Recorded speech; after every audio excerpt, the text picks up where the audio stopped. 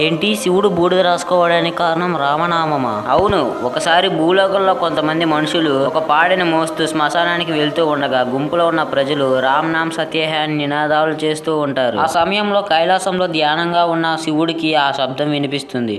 అప్పుడు శివుడు నా రాముడి పేరు ఎక్కడి నుంచి వినిపిస్తుందని తన దివ్య దృష్టితో చూస్తాడు. అలా తన భక్తులైన రాముడి పేరు వినగానే శివుడు అక్కడ ఉండలేకపోతాడు. వెంటనే ఒక సాధు రూపంలో మారి రహస్యంగా ఆ శవయాత్ర గుంపులో కలిసిపోయి అందరితో పాటు రామ్ సత్యహే అని అంటూ వెళ్తాడు. అని శ్మశానంలో శవాన్ని చితిపై పెట్టగానే అప్పుడు దాకా వినిపించిన రామనామ సత్యహే అనే నినాదాన్ని ఒక్కసారిగా ఆపేస్తారు. శివుడు ఆశ్చర్యపోతాడు. తీసుకొని వచ్చేటప్పుడు ఎంత గట్టిగా రామనామాన్ని జపించారు, ఇప్పుడు చిన్న అరుపు కూడా లేదు అని శివుడు చాలా బాధపడ్డాడు. ఇంతలో అక్కడికి వచ్చిన ఒక వ్యక్తి నాపి, అయ్యా, ఇంతకు ముందు వరకు భక్తితో రామనామాన్ని జపించారు కదా, ఇప్పుడు ఎందుకని మౌనంగా ఉన్నారు అని అడుగుతాడు. దానికి ఆ వ్యక్తి నవ్వుతూ, శవం కాలిపోయింది కదా, ఇంకా ఎవరి కోసం రామనామాన్ని జపించాలి, పని అయిపోయింది, బయలుదేరు అని అంటాడు. శవం కాలిపోయాక అందరూ ఇంటికి వెళ్ళిపోతారు. కానీ శివుడు మాత్రం శ్మశానంలోనే ఒంటరిగా ఉండిపోయి కాలిపోతున్న ఆ చితి బూడిదని చూస్తూ, ఈ శవం వల్లే కదా నేను ఇక్కడి దాకా వచ్చాను, దీని వల్లే కదా నా రాముడి పేరు వినిపించింది, ఈ శవం నుండి మిగిలిన బూడిద చాలా పవిత్రమైనది